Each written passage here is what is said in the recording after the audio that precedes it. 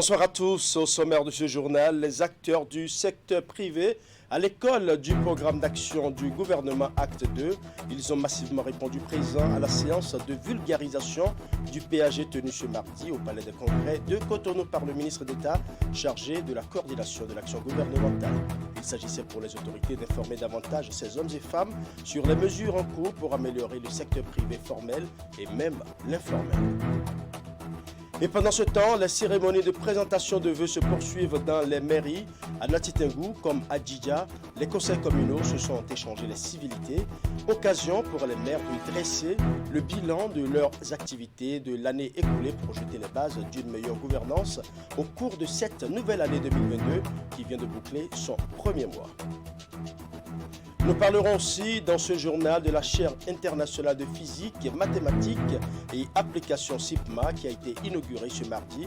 C'est un nouveau bâtiment mis en service et qui dispose de plusieurs compartiments pouvant accompagner les jeunes physiciens et mathématiciens dans leur cursus de formation. Voilà pour le titre, mesdames et messieurs. À nouveau, bonsoir. Après les cadres des ministères et les personnalités politiques, c'est au tour des acteurs du secteur privé de s'abreuver à la source du programme d'action du gouvernement Acte 2. Le PAG établi pour le quinquennat 2021-2026 a prévu une série de mesures qui touchent aussi bien le secteur privé formel comme l'informel. La séance de vulgarisation tenue au Palais des Congrès de Cotonou ce mardi 1er février 2022 a été présidée par le ministre d'État chargé de la coordination de l'action gouvernementale.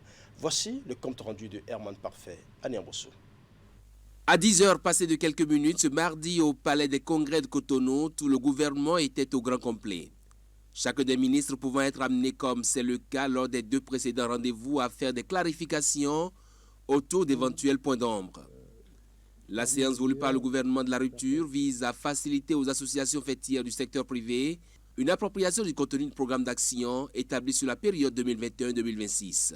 La structuration du PAG fait une grande place au secteur privé. Ainsi, 52% de contributions aux investissements attendus, soit environ 6 200 milliards, sur des investissements attendus d'environ 12 000 milliards, sont affectés au secteur privé. Cette contribution attendue du secteur privé fait de lui le principal partenaire du gouvernement dans la mise en œuvre du PAG. Dans une brève présentation du document devant servir de boussole au gouvernement pour le second quinquennat de Patrice Talon, une chose est claire et maintes fois rappelée, c'est la fidélité à la philosophie d'engager la transformation structurelle de l'économie béninoise. Cette séance d'échange autour du PAG 2 diffère des deux autres déjà organisées en ce qu'elle met un point d'honneur aux mesures d'accompagnement du secteur privé et du monde des artisans. Vous avez dû voir aussi que l'État recourt de plus en plus, et je dirais presque exclusivement, aux méthodes privées pour gérer même ses propres entités publiques. C'est ça qui fait que la plupart donc, des entités productives que nous avons sont mises sous mandat de gestion. Et c'est aussi une reconnaissance de la force et des atouts, des points forts du secteur privé. Qu'il soit du patronat, de la chambre de commerce, des corps de métiers artisanaux, les mesures d'incitation vont de l'amélioration du climat des affaires à des facilités de financement avec la clé des guichets disponibles au ministère de l'économie et des finances pour les accompagner. Vous avez un gouvernement qui sait ce que c'est que le secteur privé. Il y a peut-être des questions de compréhension, de communication, mais l'autre chose que nous nous engageons à faire également dans les prochaines semaines et mois, c'est de mieux échanger. Je suis sûr que si je vous demande dans la salle, en parlant d'impôts, si depuis 2016, vous avez le sentiment qu'on a créé plus d'impôts ou on en a supprimé, beaucoup vont dire qu'on a créé plus d'impôts. Or, la réalité, c'est que nous avons supprimé 14 prélèvements qui existaient avant 2016. 14 prélèvements ont été supprimés. La séance d'appropriation du PAG 2 par le secteur privé prend également en compte les propositions formulées par les acteurs présents. Si le but en 2016 était la relance de l'économie béninoise, le PAG 2 projette une accélération du développement économique et social du Bénin. Toute chose possible par l'institutionnalisation souhaitée continue et régulière du dialogue public-privé. Parlons à présent de l'atelier de priorisation d'action et d'élaboration des FRAT avec les cadres techniques des associations régionales et départementales. Les ateliers visent à établir pour 9 de ces associations un diagnostic de territoire. L'initiative va conduire à l'élaboration des feuilles de route pour l'atténuation et l'adaptation dans les régions concernées, ceci dans le cadre de la lutte contre les effets des changements climatiques. Les assises sont initiées par l'Association nationale des communes du Bénin et soutenues par le Fonds national pour l'environnement et le climat. Suivant. Réunis à Boïko en atelier, les organisateurs vont débattre avec les invités de questions ayant trait au changement climatique. Membres du bureau exécutif de l'Association nationale des communes du Bénin, ANCB, et cadres techniques des associations régionales et départementales vont établir un diagnostic de territoire tenant compte des recommandations de la 3e communication nationale et autres documents stratégiques. Les plus importants documents, c'est la contribution déterminée nationale, c'est le plan national aux fins d'adaptation au changement climatique, qui se basent tous sur une planification ou sur des données qui sont contenues dans la 3e communication nationale. Et nous savons bien sûr que les plans de développement de nos communes sont à échéance et la 4e génération est en cours d'élaboration. Les territoires auxquels appartiennent les 77 communes sont interpellés pour être le fil conducteur entre les plans de développement communaux de la 3e génération et les plans de développement communaux de la 4e génération. Nous nous retrouvons ici afin que les tendances d'action au niveau territoire puissent être recensées et au vu des engagements au niveau national, que les territoires puissent donc endosser les plus pertinentes à leur niveau, afin qu'ils reflètent donc les aspirations de chacun de nos territoires pour enfin permettre à ce que des actions idoines soient très rapidement engagées. Les échanges vont également permettre aux participants de dégager des idées de projets contenues dans les documents stratégiques mis à leur disposition, lesquels ont mis l'accent sur la vulnérabilité des secteurs vitaux d'activité et des communautés locales face au changement climatique, l'existence de la convention entre l'ANCB et le Fonds national pour l'environnement et le climat permettant de financer des initiatives de renforcement de capacité des acteurs communaux depuis l'année dernière. Les assises vont aussi conduire à une priorisation des projets pertinents pour les territoires en vue de sortie de programmes en atténuation et en adaptation. Ces derniers vont contenir les 10 projets pour chaque territoire pour la période 2022-2026. Il est aujourd'hui évident, aussi bien pour les autorités béninoises que pour la communauté internationale, que toute action climat qui exclut les collectivités territoriales est vouée à l'échec. C'est pour cette raison que je me réjouis particulièrement de l'existence de la convention entre la NCB et le FNEC qui permet de financer des activités de renforcement de capacité des acteurs communaux. Au final, les initiatives retenues seront mises en œuvre sur une durée de 4 ans. Objectif, réduire les impacts des changements climatiques sur les activités menées dans divers secteurs sur les territoires concernés.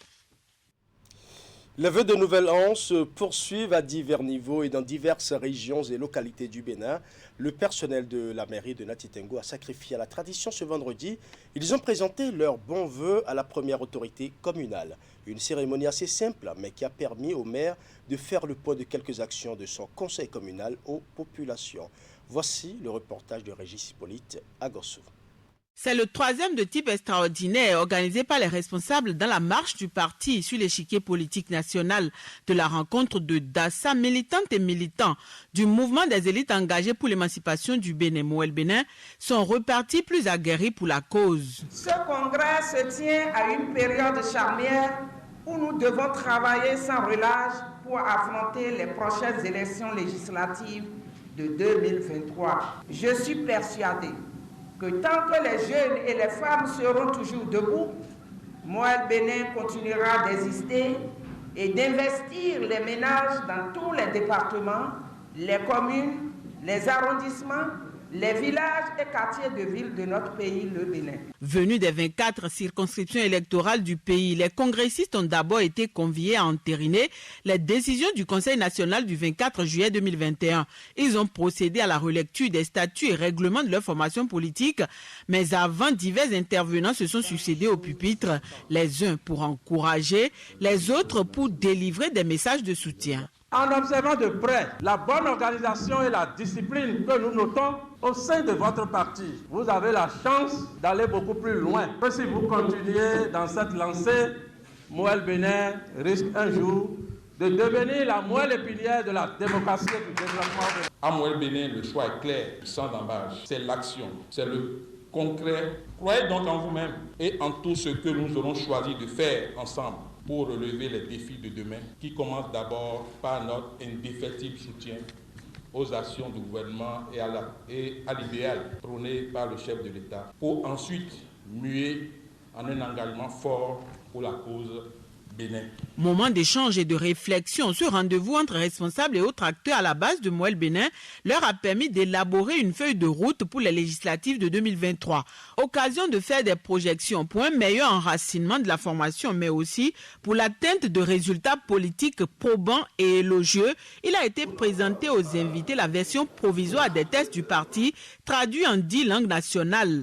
Un autre point important inscrit au menu du Congrès est la présentation du programme d'action du gouvernement 2, PAG 2021-2026. Il est porté par 3 piliers majeurs, exactement comme le premier, mais à quelques variantes près. Renforcer la démocratie, l'état de droit et la bonne gouvernance. Le deuxième, poursuivre la transformation structurelle de l'économie béninoise. Troisième pilier, accroître durablement le bien-être social des populations. À la fin des travaux, conformément aux nouveaux tests adoptés, la composition du bureau politique national ainsi que de toutes les instances a été revue. La liste des nouveaux membres sera publiée dans la semaine. Vous l'avez certainement constaté, vous venez de suivre le 3e congrès extraordinaire de Moël Bénin. Les militants et militantes de ce parti affûtent leurs âmes pour les élections législatives de 2023. Et je l'annonçais tantôt, les vœux de Nouvel An se poursuivent à divers niveaux et dans diverses régions et localités du Bénin. Le personnel de la mairie de Nati Tengou a sacrifié à la tradition. Ce vendredi, ils ont présenté leurs bons vœux à la première autorité communale. Une cérémonie assez simple, mais qui a permis à l'autorité de faire le point de quelques actions de son conseil communal aux populations. Nous allons suivre. Des animations folkloriques pour agrémenter cette cérémonie de présentation de vœux à la mairie de Nati Tengou. Comme chaque année en effet, le personnel de la mairie, les services déconcentrés de l'État, les forces vives de la commune sont venus ce vendredi 28 janvier 2022 présenter leurs vœux de Nouvel An à la première autorité communale. C'est un grand plaisir pour moi de prendre la parole au nom des 58 associations que j'ai l'honneur de diriger pour vous dire merci. Pour vous souhaiter ensuite une bonne et heureuse année 2022.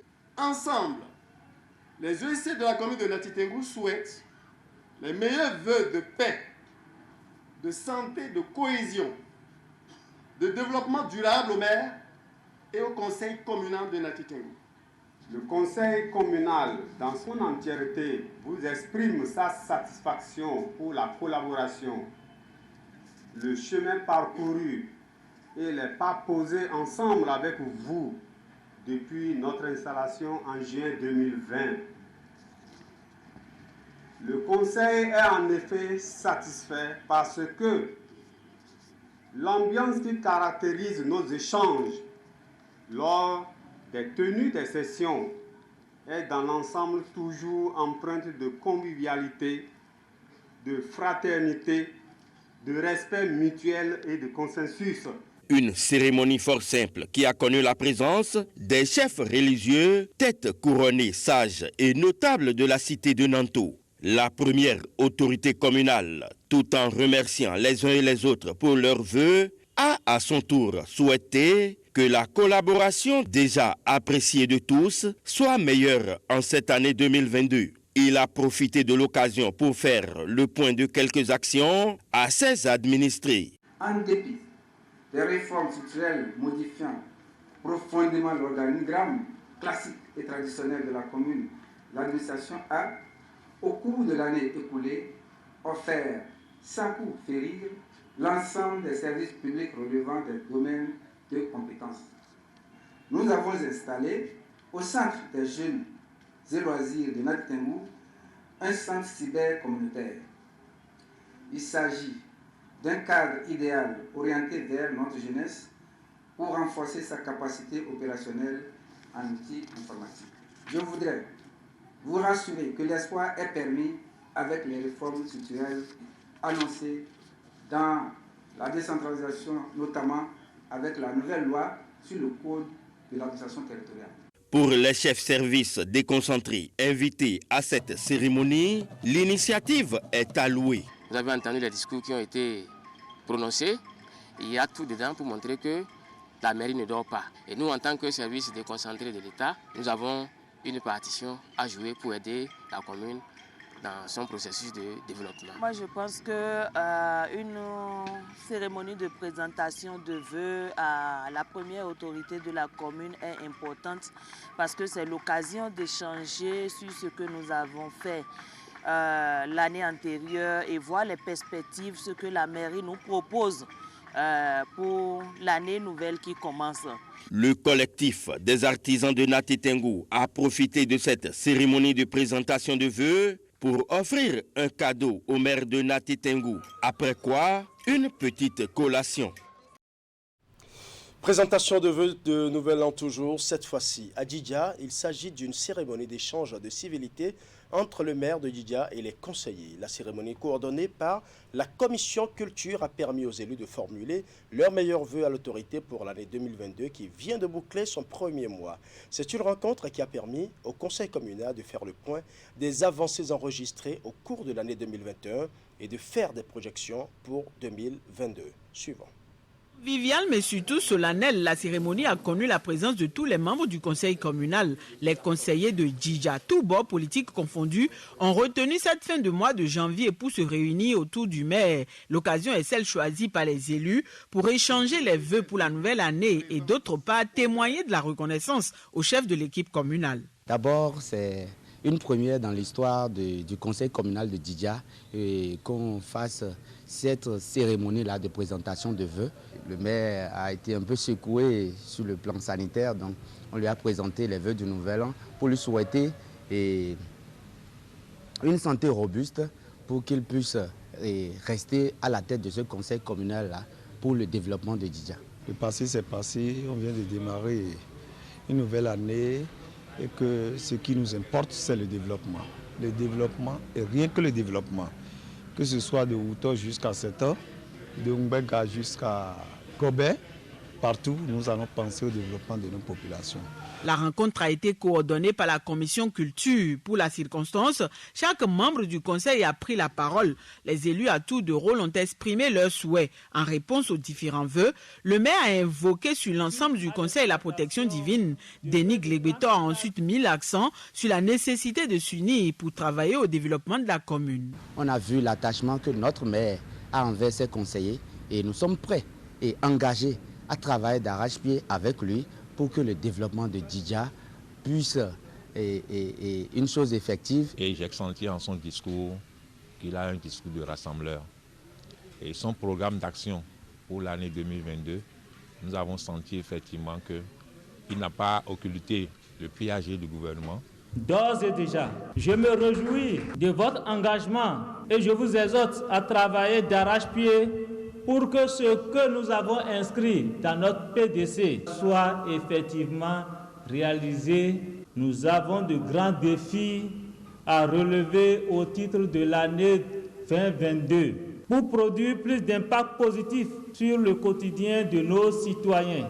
Honorables conseillers communaux, le défi majeur qui s'impose donc à nous tous, c'est la mobilisation optimale des ressources propres pour convaincre le gouvernement et les partenaires techniques et financiers de notre capacité à financer notre propre développement. Qu'ils soient de l'Union progressiste ou du bloc républicain, les conseillers ont promis y mettre du leur en vue d'accompagner le maire dans l'accomplissement de sa mission. En plus de ses fils résidents, la commune de Djidja a besoin de la contribution de tout le monde à marteler le maire afin d'amorcer et maintenir le cap du développement tant souhaité. Abordons à présent un tout autre registre de l'actualité nationale. Après les actes de violence et de destruction de biens opérés par des fidèles d'une secte de la petite localité de Kogandji à 3 km du village de Monkba, commune de Savalou, l'invité de notre matinale Actu Matin de ce mardi donne des explications scientifiques sur la croyance religieuse, ses dérives et surtout les raisons qui peuvent justifier que des individus s'éloignent de la raison. Notre invité, c'était bien évidemment Dodi Amosouvi, professeur titulaire de sociologie, directeur du laboratoire d'analyse et de recherche religion, espace et développement de l'université d'Abomey-Calavi. Suivons ses explications. Depuis août 2016, ce monsieur qui appartenait à une religion bien établie, bien connue, annonçait déjà ces idées-là dans la population et dans les localités depuis août 2016, tout au moins. Moi, j'ai pris connaissance et j'ai commencé par observer le phénomène. Il faut dire que il y a au moins 4 facteurs qui expliquent ça. Le premier, c'est l'ignorance. Et à la base de l'ignorance, on peut avoir 3 sous-options. La première, c'est qu'on ne sait pas ce que c'est que la laïcité. La laïcité ne signifie pas le libertinage. La liberté de religion n'est pas le libertinage qui conduit au liberticide. Et c'est ce que nous sommes en train de voir. Il y a une sorte d'instrumentalisation de Dieu, pas de la religion, de Dieu qui conduit là. L'ignorance aussi, c'est au niveau des personnes, des individus qu'on contacte et qui ne vont pas vers ces groupes avec lucidité. Ils ne savent pas ce que c'est que la laïcité, la distance neutre et impartiale de l'État vis-à-vis de toutes les communautés religieuses. Troisième élément, l'ignorance que ce n'est pas Dieu qui sauve le corps. Dieu ou le transcendant sauve l'âme. Pour sauver le corps, pour nourrir le corps, il faut travailler. Et quand on ne travaille pas, qu'on invite à la paresse, qu'on invite à l'immobilisme, on donne à ces scènes hors la loi, à ces scènes illégales, à ces scènes meurtrières punissables à plus d'un titre. Ignorance ensuite, parce que les gens ne savent pas toujours ce qui advient des écarts que nous avons observés dans le pays. On n'a pas une éducation à la laïcité, on n'a pas une éducation aux mauvais exemples pour qu'on ne le fasse plus. Vous avez cité un certain nombre de cas, on a vu les bastonnades, on a vu les paroles déplacées. Qu'est-ce qui est advenu de tous ces processus? Est-ce qu'on les a rangés simplement? Est-ce que la loi est passée par là? Est-ce que nous sommes informés de ce que la loi, la justice et le droit ont fait de ces gens-là? Bouche bée, on ne sait rien. Je ne dis pas que rien ne s'est passé, mais on sait très peu de choses. Finalement, il n'y a pas de cas d'école, alors qu'il y a des expériences que nous avions suivies. Vous avez évoqué 94 avec l'histoire de fin du monde, qui est une information cyclique qui arrive. Ensuite, nous sommes en face d'un autre facteur qui est la paresse, qui est la désespérance. Parce que les institutions sociales, toutes institutions sociales confondues, qu'elles soient religieuses, qu'elles soient politiques, qu'elles soient culturelles, qu'elles soient associatives, ont dysfonctionné, ont démissionné. Et dans cette démission-là, seul Dieu, l'omniscient, l'omniprésent, l'omnipotent peut être la solution à mes problèmes. Donc quand quelqu'un vient me voir avec un discours divin, tout de suite, ma lucidité ne se met plus en œuvre. Si ma lucidité se mettait en œuvre, je comprendrais que le mot Azaël ou Israël ou il y a au moins 4 ou 6 dénominations lorsque vous commencez. C'est d'abord le démon, c'est le méfait, c'est le monstre qui est... il y a une seule option de la littérature qui fait de Azaël un saint déchu. Dans tous les cas, il est déchu, il devient démon. Il est le patron des déserts. Les gens pensent même que c'est lui qui a tenté Jésus pendant son pèlerinage dans le désert. C'était lui, le tentateur de Jésus. Lorsqu'on sait ça, Alors pourquoi je vais dire ignorance? Lorsqu'on sait ça, quelqu'un ne peut pas venir me vendre encore ce mot parce qu'il m'inscrit dans le négatif. Il m'inscrit dans le mal et je refuse d'aller dans le négatif. Voilà, c'était à l'instant les explications sociologiques du professeur Dodia Moussoufi sur les actes de violence et de destruction de biens perpétrés ce week-end dans la commune de Savalou. Parlons à présent de la réhabilitation du centre de santé communal de Covey, devenu une réalité.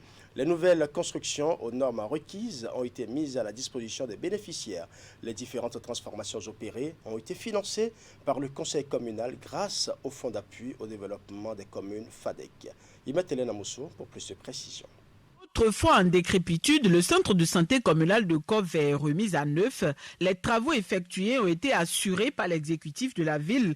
Ils ont permis de réhabiliter la maternité et de réfectionner le laboratoire ainsi que des locaux annexes. Nous avons repris les cloisons en agro-cleux de 15 cm à l'intérieur du bâtiment pour pouvoir augmenter la surface exploitable de la salle des analyses, créer 2 toilettes de type moderne, mise aux normes les travaux d'électricité. Au niveau de la maternité, nous avons procédé d'une part à l'extension du bâtiment, nous avons repris l'alimentation en eau courante du bâtiment, nous avons réalisé un chauffe-eau, revêtement au mur à hauteur plancher, en carreau faïence 20 cm par 40 cm, climatisation de la salle d'accouchement, de la salle de dilatation, des bureaux et de 2 salles d'hospitalisation. Inauguré au grand bonheur des bénéficiaires, le centre de santé, en plus des travaux confortatifs, a aussi connu diverses extensions. La clôture a été relevée et renforcée, laissant par endroits des ouvertures pour l'évacuation des eaux de pluie, un portail large de 6 mètres coulissant, un enseigne lumineux ou encore un portillon métallique ont également été réalisés. À tout ceci s'ajoute la construction de toilettes pour le personnel et les usagers, ainsi que la peinture des édifices. Les différentes transformations participent de l'amélioration des conditions de travail du personnel, toutes choses pouvant conduire à l'offre de prestations de qualité. Monsieur le maire, votre choix s'inscrit aussi dans la motivation du personnel et la rétention des agents de santé dans la commune de Covey. Il faut être en bonne santé pour travailler. Et ce n'est qu'après le travail qu'on peut payer ses impôts et permettre à la commune de se développer. Donc la santé, nous estimons quand même que c'est fondamental et on doit vous accompagner. Un conseil communal responsable doit pouvoir accompagner le système sanitaire à améliorer les conditions de travail des agents et, comme je le disais, ce faisant, améliorer les conditions de prise en charge des populations. Les différentes dépenses effectuées ont été imputées au fonds d'appui au développement des communes FADEC Santé 2021. Le dispensaire qui n'a pas été pris en compte cette fois va également bénéficier incessamment de l'attention du conseil communal, a rassuré le maire. À travers cet acte qui réjouit plus d'un, Auguste Aéroun et son équipe ont une fois encore donné la preuve de leur engagement à œuvrer aussi bien pour le bien-être que l'épanouissement des administrés, en plus du développement de la ville. D'une inauguration à une autre, allons à l'université d'Abomey-Calavi où la chaire internationale de physique, mathématiques et applications SIPMA a été mise en service ce mardi 1er février 2022.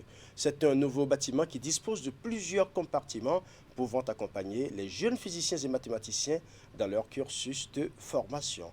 Teddy Goudalo pour plus de précisions. 2, 3. Derrière cette coupure de ruban par les responsables de l'enseignement supérieur au Bénin, c'est la joie de toute une communauté qui se lie. Le nouveau bâtiment mis en service ici à l'université d'Abomey-Calavi abrite la chaire internationale de physique, mathématiques et applications SIPMA. Il vient amoindrir les peines des jeunes étudiants scientifiques dans le cursus de leur formation. C'est à l'issue de la deuxième conférence internationale sur les problèmes contemporains en physique mathématique, tenue à Cotonou au Bénin, du 28 octobre au 2 novembre 2001, que les participants venus de 12 universités africaines, de 5 universités européennes et de 4 universités américaines ont décidé de créer au sein de l'UAC une chaire internationale en physique mathématique et applications, la SIPMA. La SIPMA est un cadre permanent d'échange des résultats issus des travaux de recherche. lesquels échanges devront inciter la jeune génération de physiciens et mathématiciens à une émulation en vue d'un développement technologique en Afrique, particulièrement au Bénin. Cet immeuble est réalisé dans les règles de l'art et le bâtiment contient au total 32 bureaux, 2 grandes salles de cours, 3 salles moyennes de cours, une bibliothèque, une salle de réunion, 2 blocs de toilettes et un hall par niveau, un grand hall découvert au 3e étage et 2 parkings en rez-de-chaussée comme vous pouvez le voir. Cette infrastructure n'est que l'une des premières pièces du vaste chantier de centres de formation et de recherche ainsi ouvert pour toutes nos universités. Avec ses 5 formations multi-universitaires, la CIPMA a déjà produit à ce jour 229 titulaires de master et 68 docteurs. Elle a également à son compteur plus de 300 publications scientifiques dans les revues internationales indexées et abstractées. Alors, présent à Parakou, où les acteurs de la santé et les partenaires techniques et financiers s'engagent à éradiquer les maladies tropicales négligées au Bénin. La célébration de la 3e édition de la Journée mondiale de lutte contre les maladies tropicales négligées a été l'occasion pour les uns et les autres de réaffirmer cet engagement. Mais pour l'atteinte de cet objectif, chaque acteur de la chaîne devra jouer sa partition. C'est l'Université de Parakou qui a abrité l'événement suivant. Agissons ensemble pour en finir avec les maladies tropicales négligées. C'est le thème qui a focalisé les attentions à l'occasion de la 3e édition de la Journée mondiale des maladies tropicales négligées. C'est un événement historique décrété suite à une rencontre des sommités en 2012. Conscient que les maladies tropicales négligées constituent un problème de santé publique du fait de leurs conséquences socio-économiques sur les populations, les gouvernements et les partenaires travaillent ensemble pour leur éradication. Nous avons éradiqué le ver de Guinée. Nous avons éliminé la trypanosomiase humaine africaine. La première en 2009 et la deuxième en 2021. L'OMS nous a certifié avoir éradiqué la trypanosomiase humaine africaine. Mais on ne va pas s'en arrêter là. Il faut poursuivre et maintenir les efforts pour que plus jamais ces maladies ne fassent plus surface dans notre pays. Cette célébration vise également à maintenir la lutte contre ces maladies en bonne place dans l'agenda politique de chaque pays, de mobiliser des ressources supplémentaires et de donner aux communautés les moyens de s'approprier la prévention et la prise en charge de ces maladies. Les résultats sont encourageants, mais chacun doit s'engager davantage afin de vaincre ces maladies tropicales négligées. C'est maintenant plus que jamais que nous avons besoin d'un engagement multisectoriel accru, d'approche intégrée, d'une mobilisation accrue des ressources nationales et internationales, d'une collaboration transfrontalière et d'une surveillance épidémiologique renforcée pour vaincre les maladies tropicales négligées. Le programme national de lutte contre les maladies transmissibles est soutenu par des partenaires techniques et financiers. Ces derniers invitent les étudiants du domaine de la santé à prêter une attention particulière aux personnes souffrantes de MTN. C'est de vous amener, vous qui allez sortir très bientôt, vous qui serez au contact des malades, de changer votre regard sur ces maladies dites maladies tropicales négligées. Les participants ont eu droit à plusieurs communications relatives à ces maladies tropicales négligées et aux stratégies pour les éradiquer. L'Agence belge de développement Enabel appuie ses partenaires dans leurs actions de protection de l'environnement. Pour preuve, elle a doté 3 de ses partenaires de 3 véhicules pick-up Toyota et d'un important lot de manuels. Le geste entre dans le cadre de la mise en œuvre du projet d'appui au développement du secteur portuaire Passeport. Suivant. Engagée sur le chantier du développement du secteur portuaire au Bénin, l'Agence belge de développement Enabel vient de nouer une nouvelle collaboration avec 3 partenaires publics, la Brigade forestière spéciale du port, le Centre de quarantaine végétale et de fumigation du port et le Laboratoire des sciences et techniques de l'eau et de l'environnement de l'Université d'Abomey-Calavi, tous ayant des mandats spécifiques en lien avec la prise en compte de la problématique environnementale au sens large dans le secteur portuaire. Le passeport, qui constitue le pilier 2 du portefeuille 2019-2023 de la coopération belge a pour objectif d'améliorer la compétitivité du port de Cotonou. Dans le cadre de ce projet, Enabel s'est fixé comme ambition d'accompagner les acteurs économiques portuaires à assumer leurs responsabilités environnementales. Cette nouvelle collaboration démarre avec un don de 3 véhicules à ces 3 partenaires du projet Passeport. Outre ce matériel roulant, le centre de quarantaine végétale et de fumigation du port est doté de 680 manuels de l'inspection phytosanitaire. L'une des exigences du contrôle des produits forestiers au niveau du port autonome de Cotonou est la mobilité du personnel. Les différentes contraintes du contrôle nécessitent donc un véhicule de terrain, mais en bon état. C'est donc l'occasion qu'a saisi alors Enabel pour mettre ainsi à la disposition de cette brigade alors ce véhicule flambant neuf. Ce véhicule donnera à son personnel alors une mobilité pour assurer l'efficacité de ses actions.